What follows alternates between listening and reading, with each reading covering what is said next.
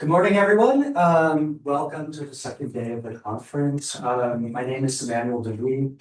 I'm faculty at University of Colorado Boulder. I'm facilitating our panel today on queer and trans Marxism and internationalism and freedom to read. So one morning, there was a second one that was pre-recorded session, and then this is the third. This is the third in panel theme. So is Harper here today? Just double checking one more time. Okay, so if not, we have 3 speakers instead of 4. We'll introduce them now in reverse order. So our first presenter is Erin Consla, a PhD candidate in the Department of French at the University of New Mexico. After Erin presents, it will be Aleksandra Kamińska. Holds a PhD in cultural studies and an assistant professor at the Institute of English Studies at the University of Warsaw. And then, or is that the order? Or you would go second? Sorry, second will be, apologies. Second will be Ben Rose Porter, a Marxist scholar living and teaching in New York City. So because we have 3 presenters instead of 4, we have about 20 minutes each. And then we'll have plenty of time for Q&A and discussion. So join me in welcoming our first presenter, Erin Consla.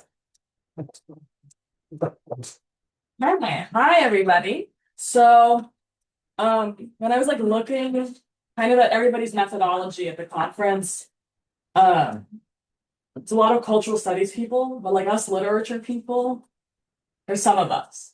And I think our methodology is a little bit different, but there's a lot that we can do with the question of gender or class with kind of the aesthetic regime that is literature. So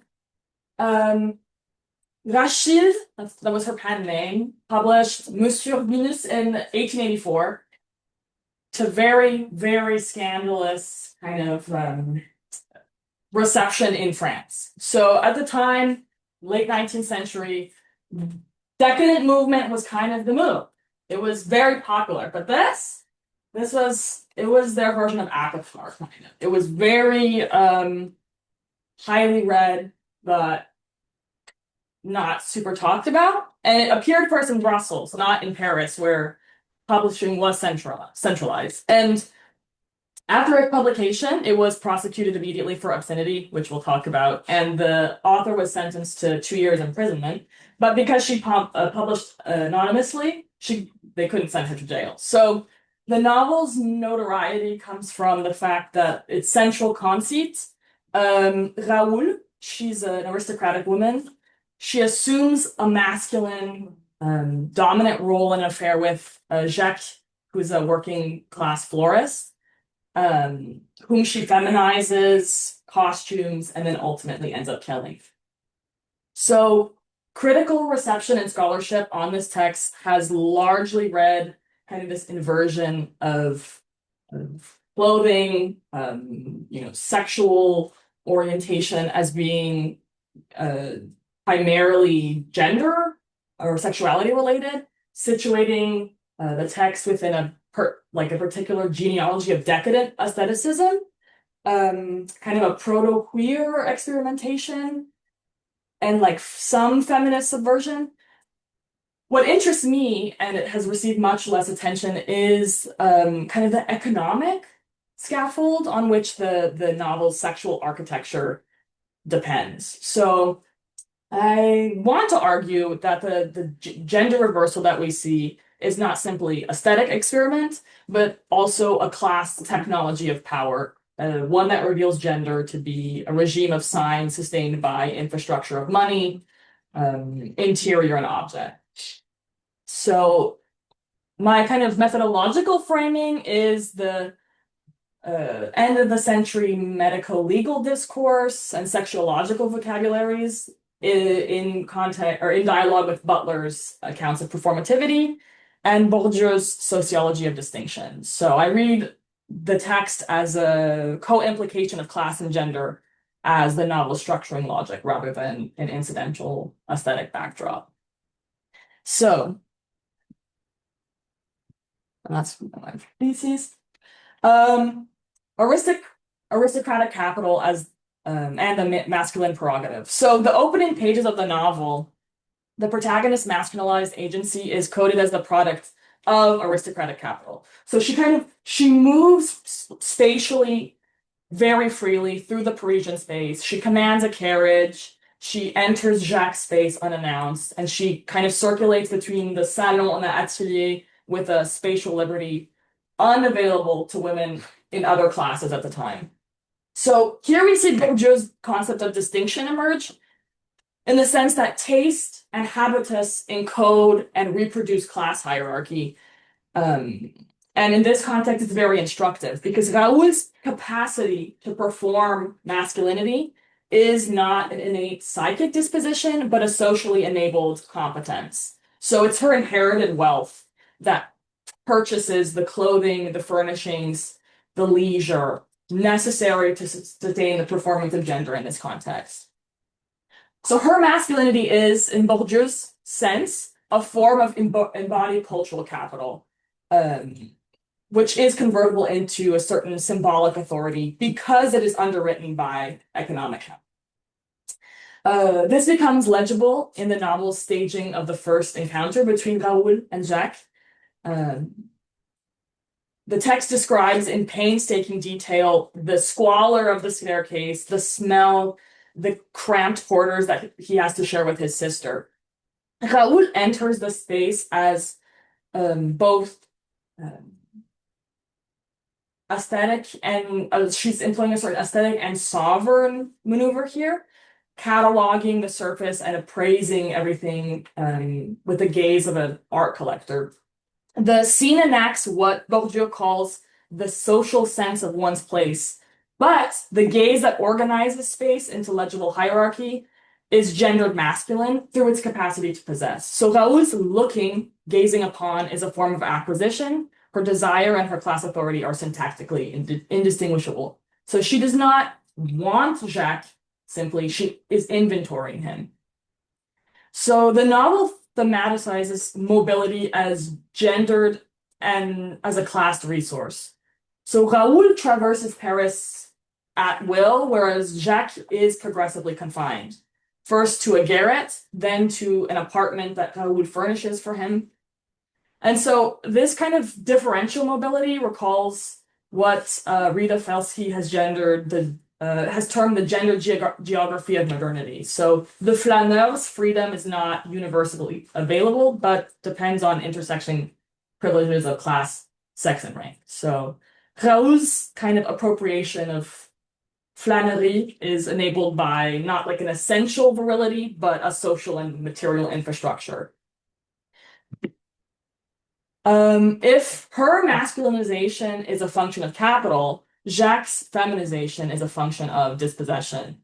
So I'm sure we're familiar with Butler's account of performativity. The repeated citation of norms produces the effect of natural sex. It requires some supplementation in this reading because the novel insists that not all bodies cite norms under the same conditions. So he does not perform femininity in the voluntarist sense, but it's rather done to him through repetitive acts of dressing, spatial sequestration, and sexualized labor. He's repeatedly costumed in silk, confined to domestic interior, and made to pose. It's a process that calls to mind the material conditions of the working class women at the end of the 19th century in the garment trade. And so the scenes where he's being dressed are especially revealing because he's clothed in women's garments. There's long expositions on the texture of fabric, perfume, and how much everything costs. And so the kind of staging is not neutral, but we're made to understand that the commodities have a certain value derived from their marketplace. So his body, particularly his feminized body, becomes a surface on which wealth is both inscribed and displayed. So gender here, I think in this context, is inseparable from what Marx dubs commodity fetishism. The social relations of production, Raoul's wealth, and Jacques' poverty are displaced onto the sensuous properties of object, silk, lace, scent. And so Jacques' feminization here is a form of alienated labor. His body is made to produce a certain aesthetic and erotic value for another's consumption. And so his initial occupation, he's not just like a normal florist positioning flowers, he makes artificial flowers. And so this is already codified as feminized labor, poorly paid, associated with the kinds of piecework, typically performed by working class women. And so Rachilde isn't like slowly chipping away at an inversion that doesn't originate in the boudoir, but is instead a condition of class position. And so his vulnerability to feminization precedes the erotic relation and is structurally continuous with it. The marketplace had already gendered Jacques before Raoul began to costume him. So his femininity is not invented but aestheticized, and it's elevated from a condition of economic necessity into an object of aristocratic desire. The novel's aesthetic and erotic economy is structured by a logic of collection and ownership and display that converts intimacy into transaction. So, as I mentioned, Raoul furnishes his apartment with kind of obsessive attention to surface and texture, talks about drapery, kind of the Persian rugs, just so many lines about perfumed linens that you would be shocked. So the space functions less as a domestic interior as it does a vitrine. So it's kind of a display case for him, like a hamster cage, if you will. It recalls again to mind the end of the 19th century, the cabinet of curiosities, where and its corollary with the colonial kind of staging as well, with ethnographic display, which are both technologies for rendering the other legible and consumable through enclosure and aesthetic arrangement. So the proliferation of fetish objects, perfume, silk, flower, deserves particular attention in this text.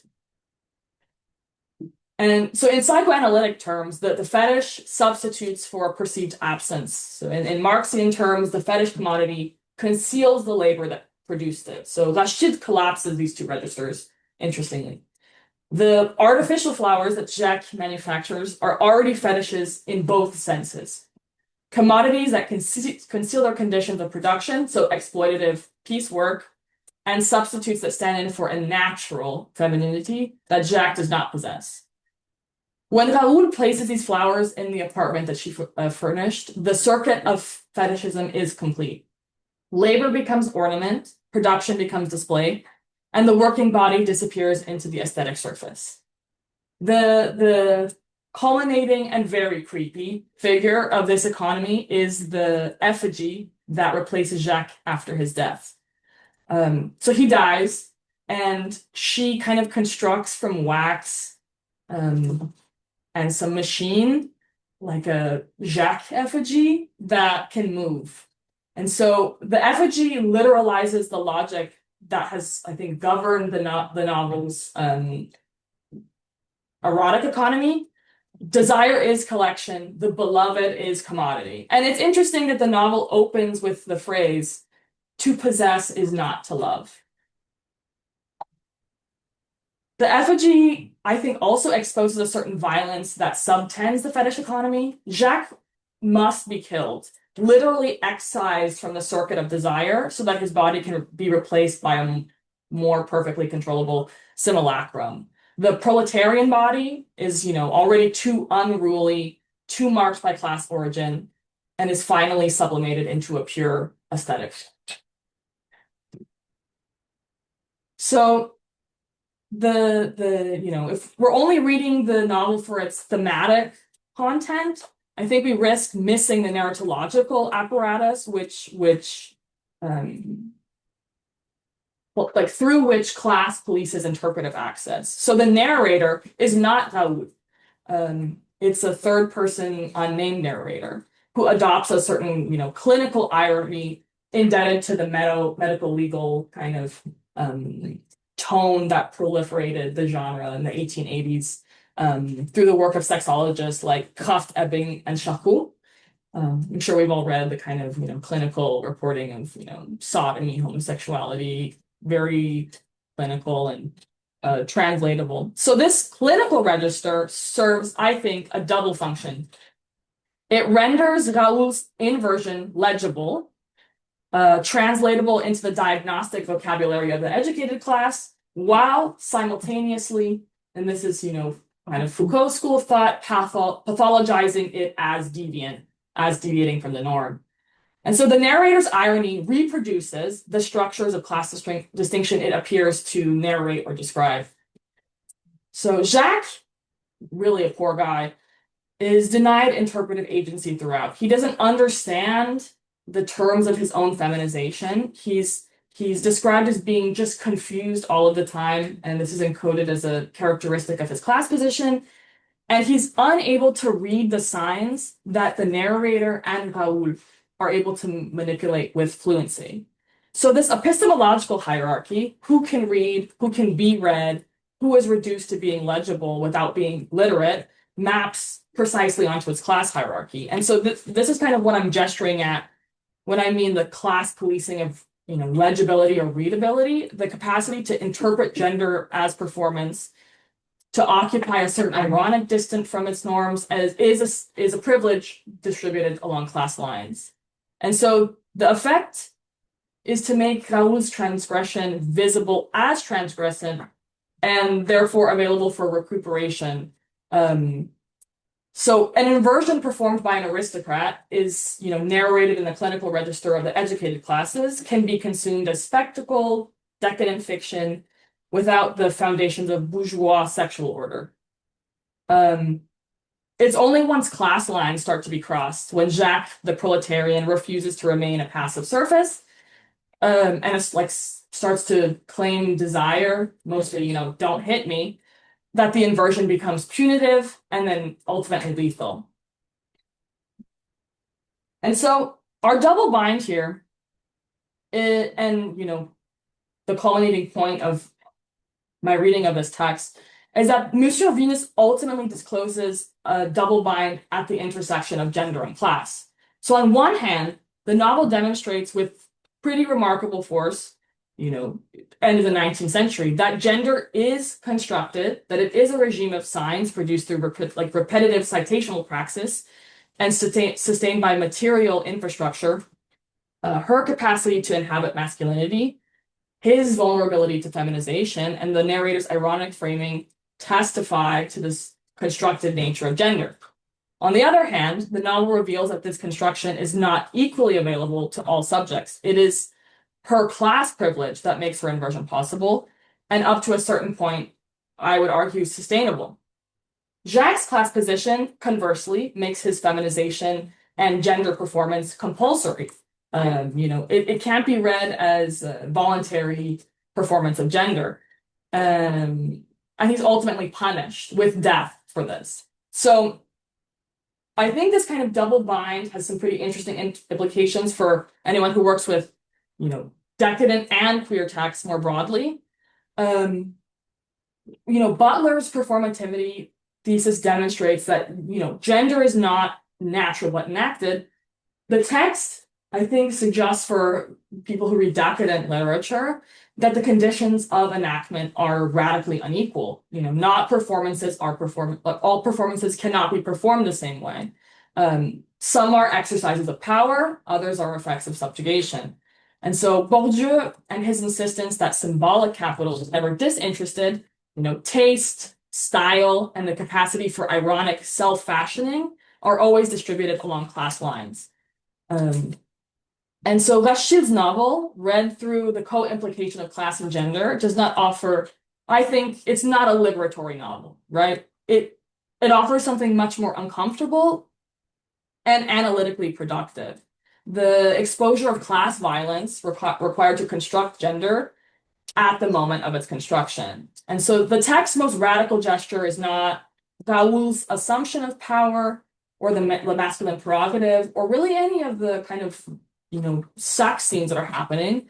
But I think that it's disclosure that an assumption or such assumption depends on and cannot function without the availability of a classed body upon which femininity and masculinity can be inscribed. So the scandal is not that a woman behaves like a man, but that behaving like a man requires someone else to be made into a woman, and that this is underwritten in the sense beginning to end by capital. So thank you very much.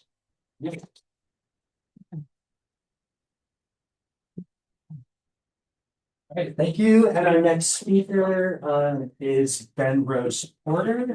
Thank you so much. Oh, yeah.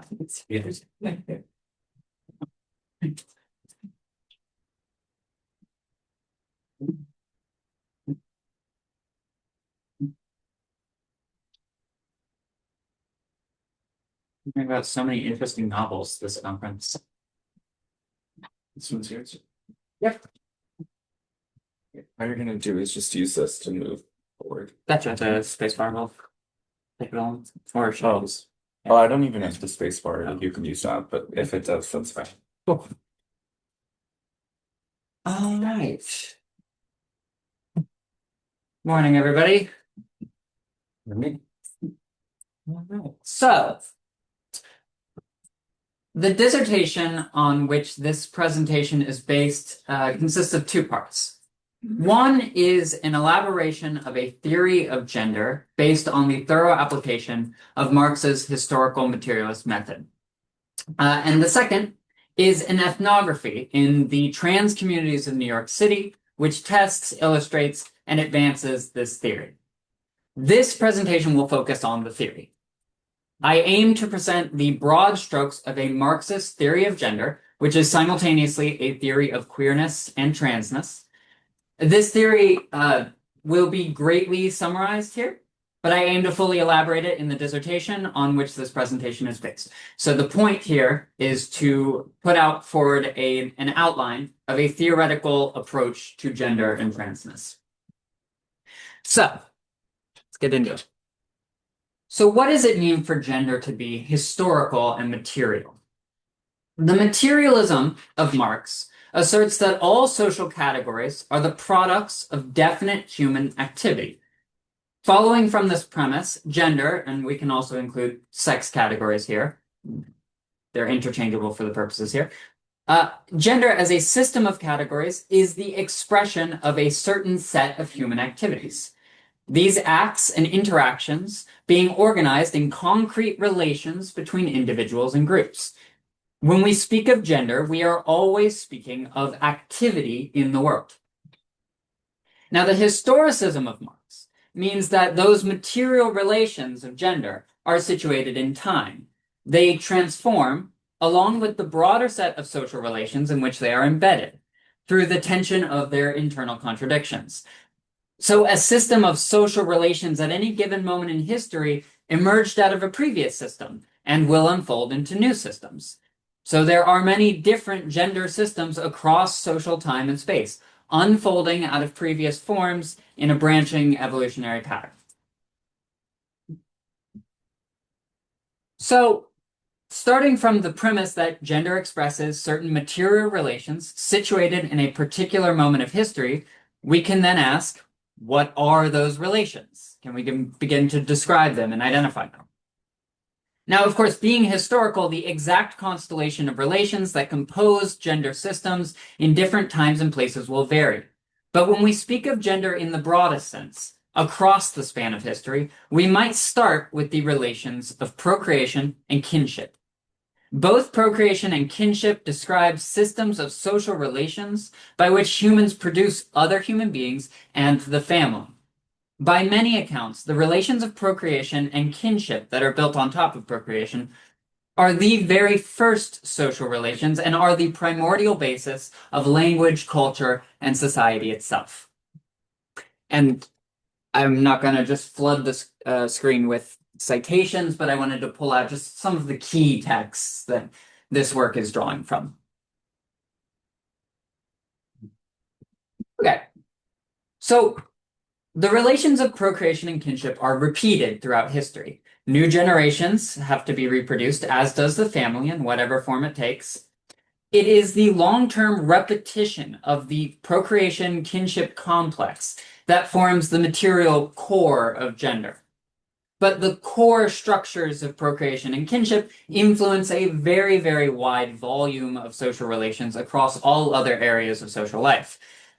Language, dress, occupation, etc., etc. Born out of the historical relations of procreation and kinship, gender touches virtually every part of social life. I think we're all familiar with this. The relations of procreation, kinship, and the far-reaching impact of those relations are what constitute the categories of sex and gender in any particular historical moment. This vast historical complex of relations is what we are referring to when we speak of sex or gender. All right, so, okay, so bringing capitalism into this. If gender is rooted in the social relations of procreation and kinship and their consequences, then it far predates capitalism. Nonetheless, I aim to show that how the dynamism of the capitalist mode of production alters the complex of relations that predate it and from which it emerged. In altering their constitutive social relations, including the core relations of procreation and kinship, capitalism facilitates the alteration of gender categories. The argument here is that capitalism changes over the long term gender. I will skip over the basics of the Marxist analysis of capitalist production. It's all there in volume 1. But two of its dynamics are especially important here. The mode of commodity production is always expanding, and this expansion of capital is always subsuming more and more of the social world under its particular logic. Capitalism emerged in agricultural and textile production, but of course it did not remain limited there. There are today countless areas of social life that, although once accomplished otherwise, are now increasingly brought under the logic of commodity production. Healthcare, childcare, education, food preparation, transportation, social media, dating apps, etc., to name just a few. So, capital expands to encompass more of the social world, but also the logic of commodity production compels the constant reorganization of all labor processes that are thus subsumed. So particularly, this happens through the production of relative surplus value by the mechanization of the labor process. This means the extension of the division of labor through the mediation of technology, or dead labor, as Marx would put it. This mechanization means that the labor process is increasingly mediated by technology and less directly by the body. Bodies become more and more interchangeable sources of raw labor for technologically complex processes. This mechanization occurs both within the capitalist labor process, but also outside of it through the mass production of commodities. This process has profound consequences for the categories of sex and gender over the long term. So, infant formula is an illustrative example here. The necessity of breastfeeding is something that has had enormous consequences on mothers' participation in wage labor across various historical periods and their social position overall. The capitalist development and mass distribution of infant formula changed this to a degree by introducing technology into a very biologically determined labor process, nursing. This transformation has changed the position of women by altering the complex of relations in which they live, and thereby changing the meaning of the category itself.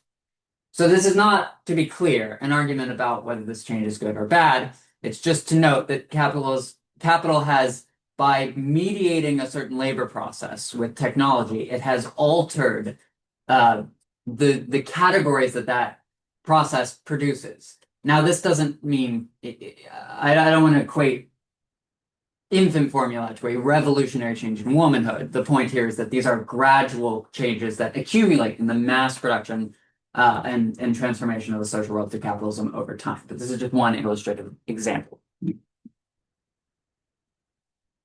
So, am I done? Yes. So capital progressively mediates the constitutive labor processes of procreation, kinship, and beyond with technology, and thus diminishes certain biological restrictions that hold in other historical periods. So at the same time that capitalism progressively mechanizes the divisions of labor which constitute gender, it also frees an unprecedented proportion of the population from social pressure to engage in procreation and kinship at all, or to engage with those things on their own terms. So this is actually a lot of John D'Amelio wrote an article, Capitalism and Gay Identity, which argues very similar case for the emergence of gay and lesbian identity in the 20th century as being premised on this social transformation facilitated by capitalism. This population freed from particular forms of procreation and kinship are another avenue in which sex and gender categories transform. So these are two currents of gender breakdown in the capitalist era. One, the progressive mechanization of all labor processes. And this is a progressive mechanization. This happens over centuries of time. And a growing population freed from the necessity of traditional procreative and kinship relations. And I argue that this is a gender breakdown. I've been referring to the effect of changing the categories in a very broad sense, but I should specify that really what I'm saying is that this is a breakdown. This is a diminishing of the volume of difference between gender categories and constitutes a certain kind of androgenization. So these tendencies of capitalist production have an androgenizing effect, eroding the volume of difference entailed by sex and gender categories.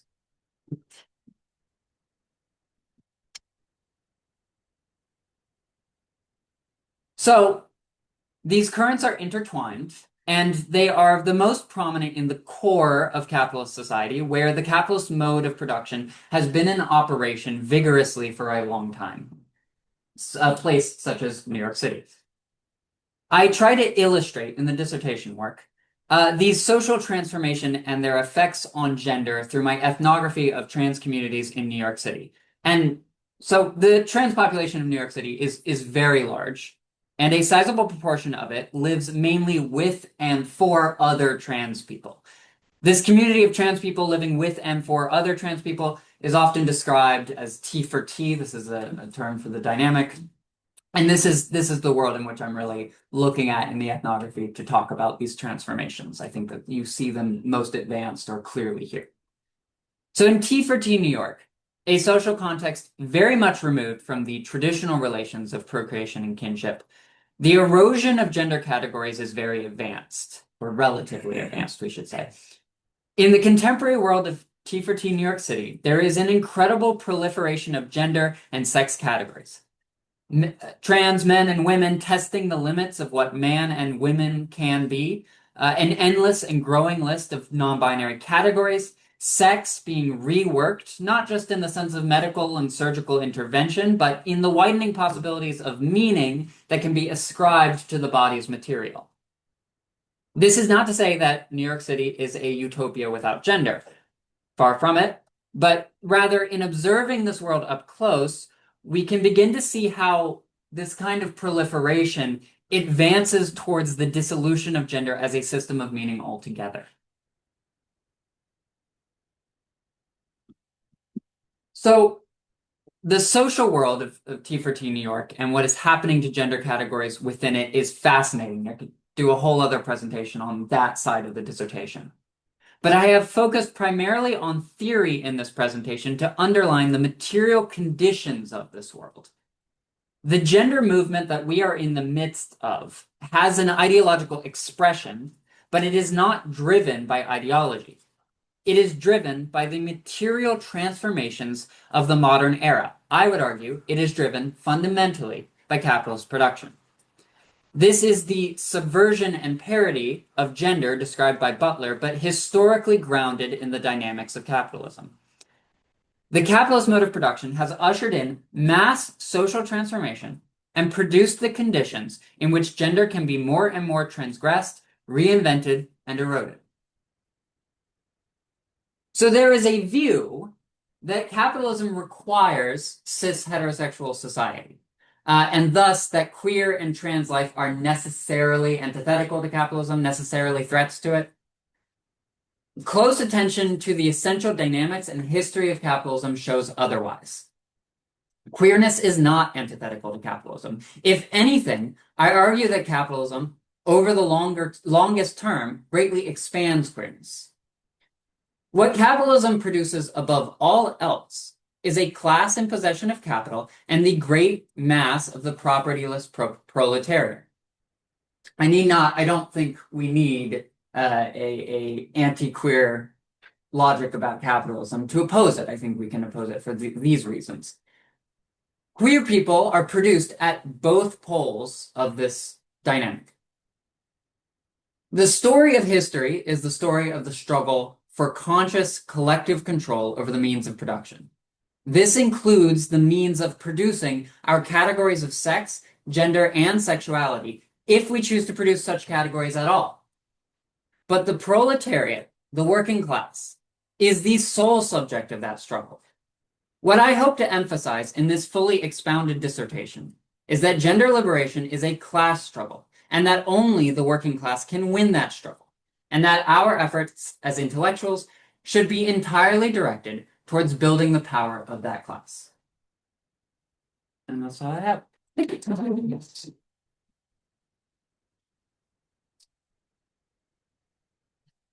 All right. Thank you very much, Vénus. And our third presenter is Aleksandra Kamińska.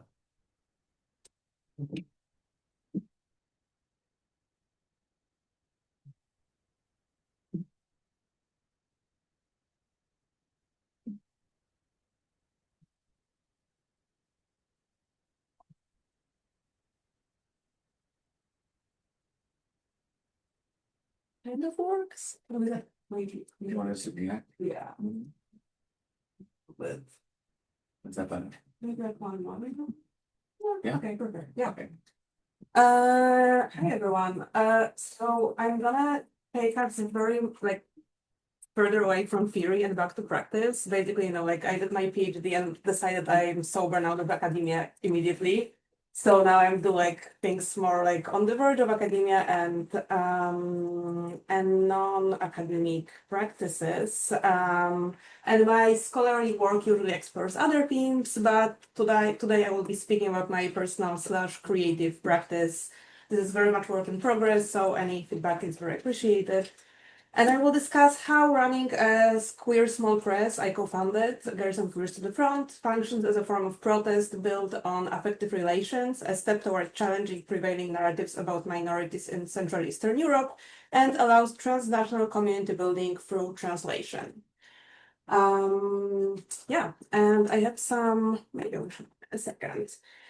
Additionally, this paper asks about the cost of anti-capitalist practices, especially in the context of translation. I will start by outlining what my small press, Girls and Queers to the Front, does, and put it in the historical context of what was happening in Poland at the time, then move to how publishing practices based on relationality are both forms of affirmative narratives and trauma processing.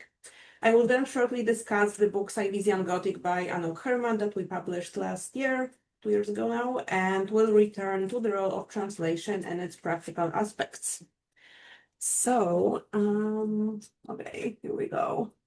So that's the thing I do. Self-organization, DIY ethos, and feminist queer alliances define the last decade of artivist practices in Poland. Warsaw-based Girls and Queers to the Front collective has been operating for over a decade now, defying the usually ephemeral character of DIY activist literary projects. Girls and Queers to the Front started as a grassroots initiatives, and over the years we have grown into almost an informal institution. We run a small press, small queer press. We organize readings, gigs, workshops, and performances using print to integrate the queer feminist community in Poland, but also to build international alliances through our bilingual zines. Girls and Queers to the Front zines are now more of anthologies, gathering works of over 100 international authors and artists in each issue. And I can, that's one of the things that we published a couple of years ago, the Queer Erotics zine, and I can give it to people to see what's happening there. Aside from the zines, we also publish poetry and short fiction, mostly of Polish authors, but I can also show you one special project that we did a couple of years ago, which is the bilingual edition of a previously unpublished poem by Eileen Miles titled Broken Cindy. It also accompanies the essay kind of outlining this exchange of literary queer practice between Poland and the US. So yeah, again, thank you for You're welcome. this debate. We remain a fully independent DIY initiative with no formal ties and no consistent funding. We occasionally rely on grants which help fund individual projects, but not our day-to-day operations. Zines and self-publishing have a long history of questioning prevailing narratives of gender and sexuality and opposing the exclusionary practices. Wait, I'll show you a bit more. And opposing the exclusionary practices of the mainstream publishing industries. Referring to Riot Girl and queercore movements, Kristen Schild argues that those discriminated due to gender and sexuality were able to resist social norms through zines without expecting punishment, as often happened when they spoke out loud. In the late 1990s, feminist queer alliances offer anarchists were forming not only in the US, but also in Poland, and self-publishing played an important role in their development. However, the lack of material archives in Poland created an unusual trajectory for Girls and Queers to the Front. When we started over 10 years ago, my knowledge of zines and self-publishing was actually coming from the American context instead of the Polish one, as I was considering already doing my PhD in American Studies. Kate Acorn claims that we can approach zine archives as an apparatus to legitimize new forms of knowledge and cultural production in an economically and politically precarious present. And indeed, access to both in-person and online archives of American zines has been crucial for Girls and Queers to the Front. Zine scholar Basia Dynda stresses that drawing from strategies developed by the 1990s anarcha-feminist zines, contemporary publications work to expand the tradition of international and intersectional collaborations. Riot Girls and their aim to reclaim girl as a politically engaged identity category, as well as the subversive punk queercore movement, became 2 points of reference for Girls and Queers to the Front, despite developing in very different historical and geographical contexts. So that unusual trajectory, the need to discover American zines before creating the ones in Poland, and then also discovering that Polish has a rich history of zines, they're just not available to anyone basically, comes of course from the hegemony of the American discourses on countercultures, gender and sexuality, but nevertheless it helped us establish the international context for our collective and for the work that we do. Girls and Queers to the Front started in 2015, just as the right-wing party came to power in Poland. Paweł Knut writes about the significant deterioration of the social and legal situation of queer people in Poland after 2015. And indeed, in the last decade, Poland has been repeatedly named one of the most homophobic countries in the European Union, according to ELGA Europe reports. So introduction and then thankfully demise of LGBT-free zones, meaning the zones in which one could not be queer. This is the map of the part when you cannot be queer. It was not truly, it was on a level of local government, it was not truly a law, but it definitely did legitimize the queerphobia happening at the time. And then one of the art interventions that was happening was this activist / artist kind of creating those plaques with introducing that this is like an LGBT free zone.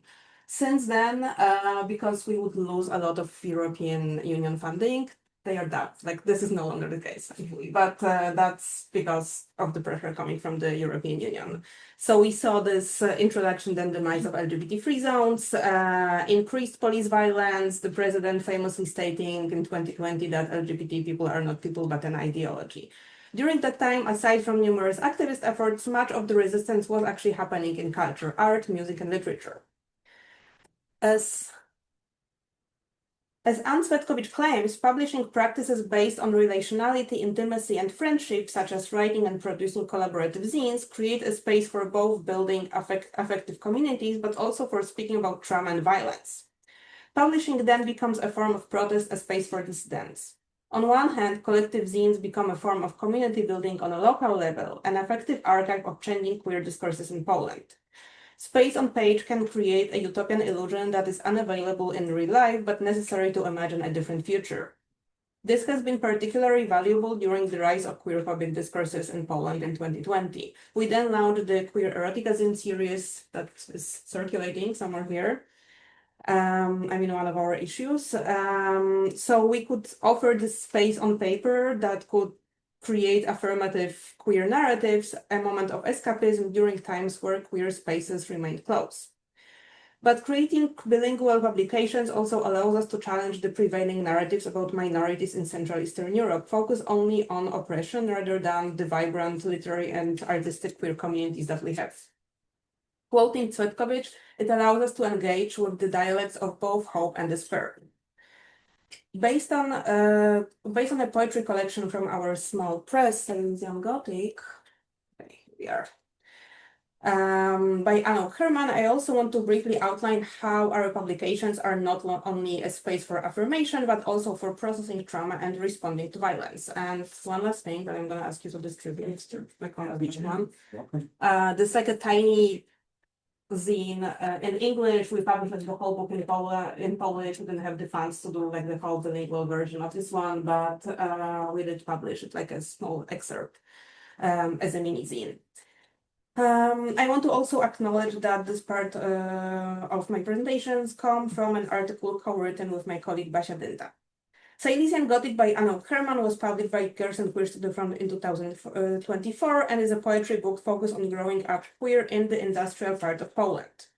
Herman's book is one of our publications that embodies resistance to systemic and everyday homophobia and patriarchal violence through poetic and publishing practices rooted in DIY culture.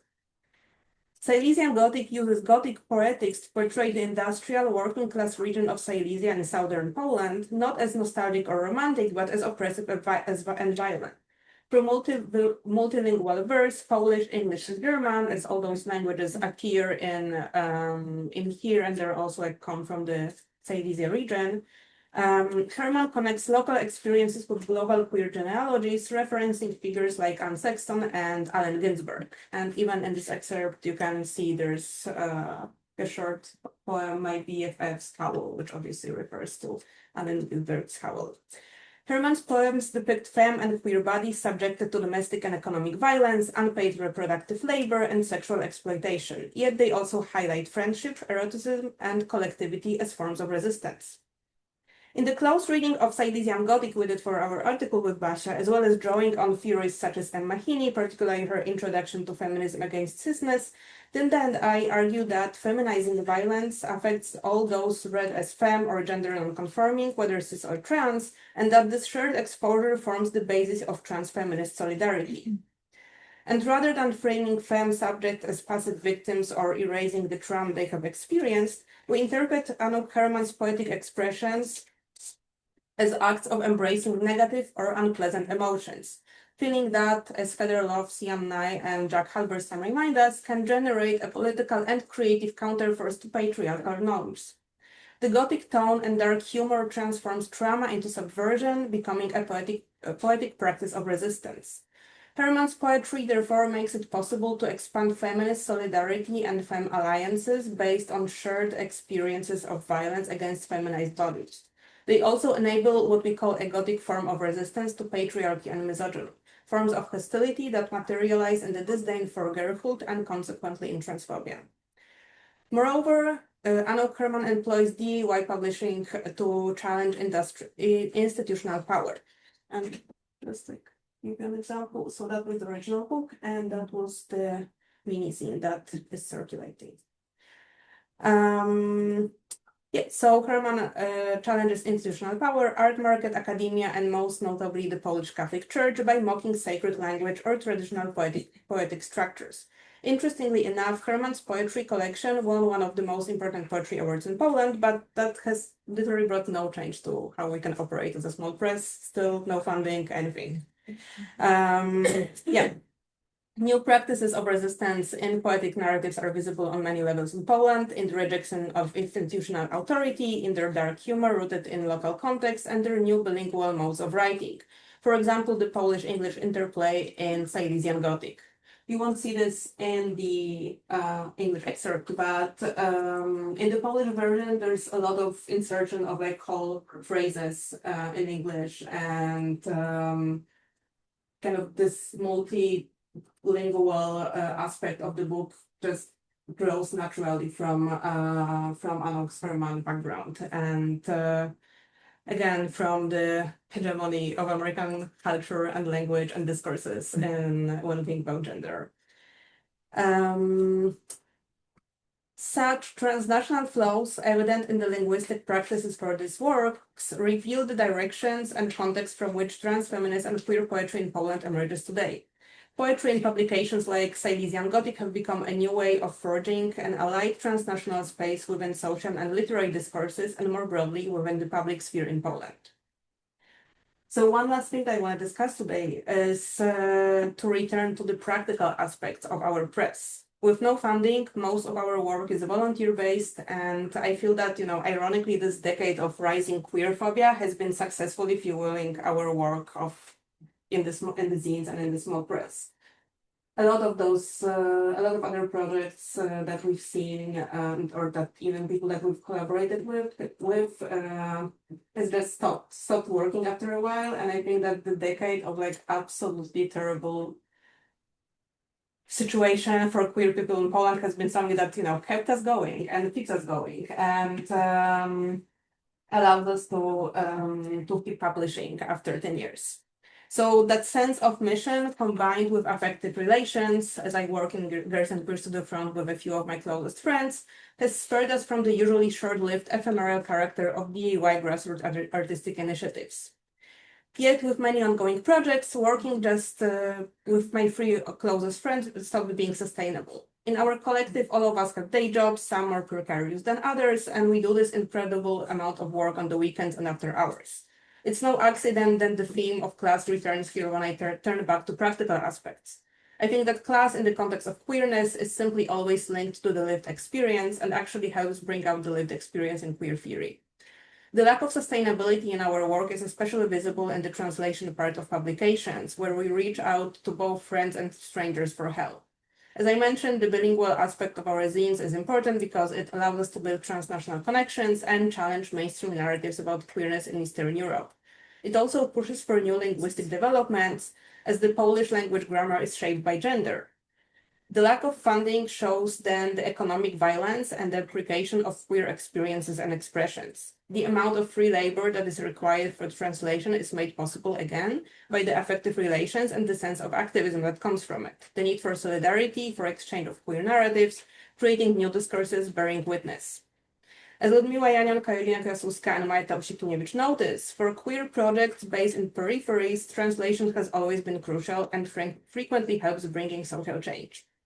I want to end by saying that it's incredibly rewarding to be able to co-create something with other queers, such as those zines, just for the pleasure of doing it together. But then again, it comes from a privilege to be able to spend time writing, drawing, creating, even if you know you won't get paid. By rejecting the promise of a profit, understood as a monetary gain, we strengthen our anti-capitalist approach, but nevertheless we exist in a capitalist society, which frequently pushes us into burnout, debt, and working long hours with no compensation. It comes with both an incredible sense of freedom and restraints. We're still looking for ways to continue working in a way that is both consistent with our values and sustainable. So if you have any tips on that, please let me know. Okay, thank you.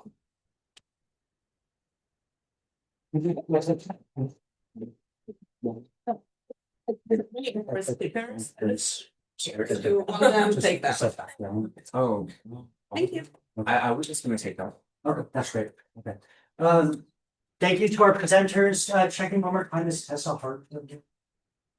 Okay, so yeah, if not, then we can turn it over to the Q&A. So I'd like to invite the three presenters up to the front. And while they're coming up here, also acknowledge the work of our volunteer tech person, Alex. We made the tech part kind of seamless and easy for everyone, so thanks to our volunteers. So please, yeah.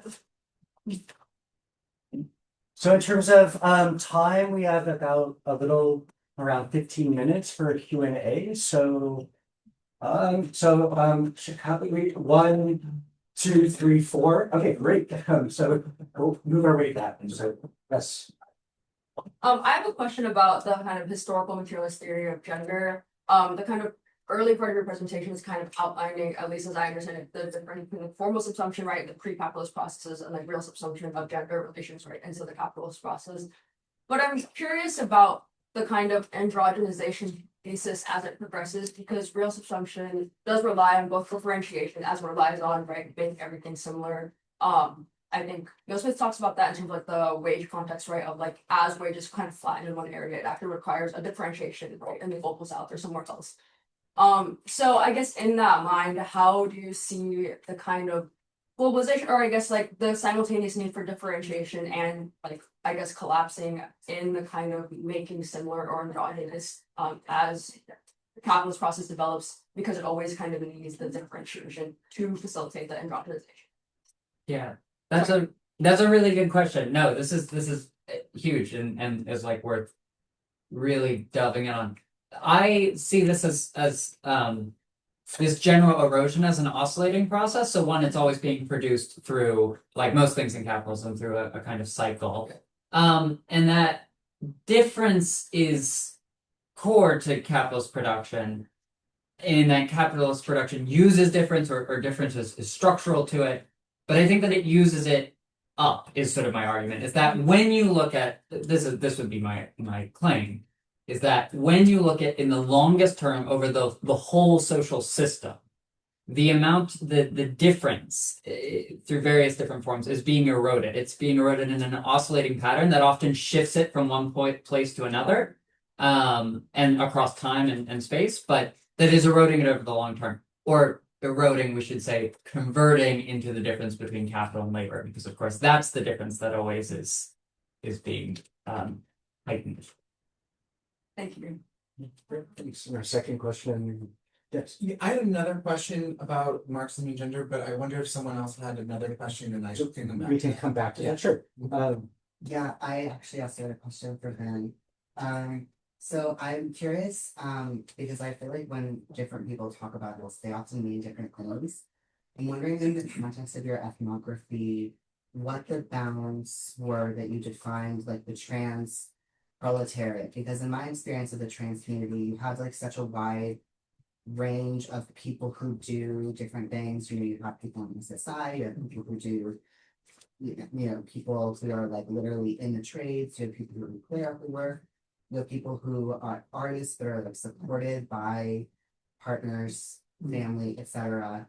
All of these people engage with class relations, but they come from different points. So I'm curious, in the context of your ethnography, where you narrowed that down and who you essentially defined as the trans proletariat. Yeah, I guess in just strictly Marxist terms, the trans proletariat is all of those who lack access to property, in the sense that they can reproduce themselves through another other way than through the sale of their labor. That comes in very many forms, but that's been core to Marxist since Marx, is that the proletariat comes in all sorts of varied forms. But that would be mine. Until you start things professionally. Should we go to? I do have a question. Oh, just someone. Yeah, so we'll say in order, so Oh, I just there. for a different. Oh, speaker. okay, so we'll go in order in the back, and then we'll come back to.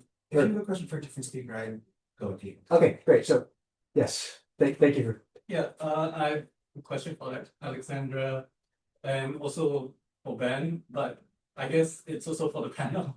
It's difficult to say often observation theory. And as part of your presentation, you talk about the hegemony of theory, and theory is in a way a form of abstraction in itself. But at the same time, I see the tension because there's like the line, there's kind of familiar names like Palestine and Tchaikovsky. So how do you negotiate with that as the position from a transnational perspective? Because I'm writing from Singapore, I'm struggling with the same issue. And I'm also thinking about Petrus's presentation yesterday morning, where he was also talking about it from a Chinese perspective. So I wanted to hear like how do you grapple with the density of theory, but also the ability to wield theory not as only as a hegemonic tool, but also a tool of expansion. Yeah. And a very quick question to Ben, because I know I only have one question. I wonder where you position the critical labor that you performed in relation to more recent uptakes of value form Marxism, specifically value form feminist Marxism, where there's a specific shift away from the production and the subject. We're not talking about subject, the subjectless. We're moving into the circulation. Yeah. So maybe starting with the hegemony of theory, I put a lot of effort to make sure that I mention all my colleagues in this paper. It was an effort that I had to put. Of course, the majority of the queer theory we discuss in Poland. I'm an assistant professor at the University of Warsaw. Does come from the United States, and it also does not help that I have a background in American studies. It just makes me doomed for American studies. But yeah, it's been a very conscious process that I started a few years ago to incorporate more Slavic scholars, let's say, into my research. But I feel like it very often backfires. Like people don't know what you're talking about, or they do not know this theory, and like understandably so. That's why also the importance of translation kind of comes back in. But we still think about translation mostly the other way around. Like my colleagues just spent, I don't know, like 2 years trying to get a grant for the translation of Bodies That Matter by Judith Butler. That is still not translated in Polish. So I think like the majority of efforts when thinking about translation comes still to like actually strengthening the hegemony of American culture and American theory and what is happening in academia. But then, like I feel like that was the conference when I could actually, sneak in the names of my colleagues instead of only American scholars. I'm not gonna lie, I love theory. It's a big issue, especially in my field in French studies. And like a lot of the French Marxists, being like, as you said, we're actually not French, but it is an issue that we have, right? We do like some theory. And I think especially like if we work in literature, a big issue for us is the credibility question. And we maybe don't have the same methodological ethos that some of the other kind of humanities people have, or we have much less praxis. So I think for us in literature, methodology, theory, critical theory, they're like hats we can wear to get people to understand and want to engage with what we're saying about, the novel. Whereas sometimes I find when we're abstracting about, a literary text from the 19th century, for example, it makes it much easier for people to kind of chew on and be interested in. And so, yeah, I wield my theory very gladly. But it is true that, especially in my field, that it is, even with, the post-colonial tilt that French studies has, post the 60s, we do have this issue. And I don't have an answer for how we kind of evade it. And it is, like you said, they exist in tension with each other. But I think that's part of the fun, is figuring out how to kind of dialectically have your theory and then your praxis. But I'll just answer the second question about approaches that look at circulation. I'm familiar with these approaches, and I think that they're often very insightful and have good ways of starting. I think we might in a very strictly Marxist method, production, circulation, reproduction, these are all in dialectical unity. They're not really differentiated. So I think what I would say is that when you're studying production, you are also studying circulation. In fact, you could reverse the whole formula. It's a really theoretically dense thing, but this is something Marx discusses in the beginning parts of the Grundrisse, and is maybe worth looking at. We have two questions here, so we can pick. Okay. So I'm a bad Marxist. So I'll ask a question kind of not related to production or consumption. And that is about thinking about kind of procreation and kinship as kind of a sacred bundle. I'm just thinking of kind of the 1970s. Sherry Ortner is saying that kind of gender kind of emerges from kind of within kind of procreation, women's connection to nature, right? And that's kind of a gendering moment. And Gail Rubin is saying kind of gender genesis, we might say, is through not through procreation but through kinship. So the kind of the circulation of women produces value in kind of interrelated kind of communal form. So I'm just kind of curious. And I know that you might have just kind of said this very quickly at the beginning of your discussion, but are procreation and kinship as kind of intrinsically linked, or are there different kind of stories of, let's say, gender genesis through kind of kinship versus procreation? Yeah. I wouldn't lie. I would be pretty hostile to a notion of gender that grounds it entirely in procreation, or that really emphasizes that. I think procreation can exist without kinship, though it rarely doesn't. But it can. I mean, I think that kinship is generally, except for maybe some forms, but kinship as has been studied is generally built on procreation, and this is, I think, something that is interesting to think about as what it illuminates some of the ideas of kinship. That's not to say that it always has to be, but that it historically has been. I don't know if that answers the question. We see each other. I'd love to talk. Yeah. So we have about 5 minutes, so I know we have one question here, maybe time for one more after that. Sure, it did get answered a little bit, but maybe I could ask you to expand. Okay, it's Erin, right? I'm so sorry, I missed the beginning of your talk, but so I am in a PhD program that is all about theory, and I did choose that on purpose. But I am also really invested in the intersections between Marxist and psychoanalysis in terms of the cultural object as being a place in which you can do that theorization, especially when it comes to different notions of temporality. So I am invested to periodization in a Marxist sense, but thinking about the ways in which different levels of sort of the ways in which these developments, these dialectics emerge in different unevenly, right? And so I was just wondering if you could talk a little bit more specifically about psychoanalysis, but about kind of maybe cultural objects and cultural objects that you work with as being a site in which to think through some of those different temporalities. I think I've said the word linen and texture 45 times today. But especially for the 19th century France, huge deal. The origin of this kind of fetish object emerges in the Middle Ages with the sumptuary law, right? You have to wear specific set of clothes. That's why they burned Joan of Arc at the stake, because she was cross-dressing. It wasn't actually because she was it was the fact she was dressed as a man. It was the fact that the texture object, the textile, was so important for how you were read in the Middle Ages. And any deviation from that was, very destabilizing.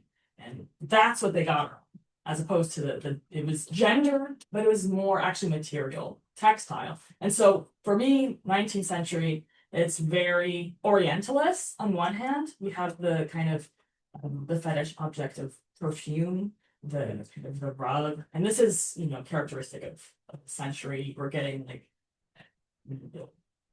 kind of the peak of the trade, the importation, like the import of Oriental objects, big quotation marks here. But that's how they're dubbed. And Said talks about the Oriental gaze and the object. Textile is fetish, perfume is fetish object, especially for this very kind of time capsule 19th century. And so I think I just like gotta get a shirt that says textile, perfume, and bro. And you can read even like any text from the 19th century France, drinking game, every time you mention a curtain, you're not making it past the like first 2 pages. It's yeah. Do you have time for one more question? I see a hand up here, so please. Anyone else? Okay, so please, yes. Ben, thank you everyone, but thank you, Ben, very, very productive. I have a question, very well taken that queerness is not necessarily anti-capitalist. As the premise, I study pre-capitalist societies that are very gender.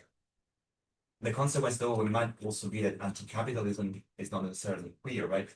In a sense that it's possible the overcoming of capitalism by the working class, or you take it, might not bring about a breakdown of gender relations, even though we know the capitalist pasts they were differently, but also very highly gendered, precisely because of the human actions that we materially done, rightly. Okay, so the question is, where does queerness stand there in the liberatory? Okay, the working class is the revolutionary subject that will overcome capitalism. Yes, there's a bit of a danger that then we end up in a non-capitalist world that is still very gendered and oppressive in that way. No. Yeah, this is a really good question, and I don't know. I don't know the future, but I think that one of the most exciting and interesting avenues for Marxism going forward is the question of, well, what exactly is the proletariat? Because one of the things I'm suggesting is that if capitalist production subsumes virtually all processes of labor over the long term, then it subsumes also those processes which constitute gender and sex. And then I think you can go, and I do, and argue that proletarianization then is not just the dissolution of occupational categories, but you could argue that it's also the dissolution of gender categories itself. It's the dissolution of this social difference too. So when I say, the working class is the subject of history, or is the subject, I'm the proletariat might be, I might argue, a queer one, or really that's not too profane a word for it, but it might be a genderless one, that that in the grand arc of capitalism, the working class is actually like a genderless one. Yeah. Well, I'll stop myself there. All right, so we are out of time. I want to thank everyone who showed up to the panel, the great questions. It's a packed house, and that's a good sign. To our presenters as well for a fascinating paper. That was a slide.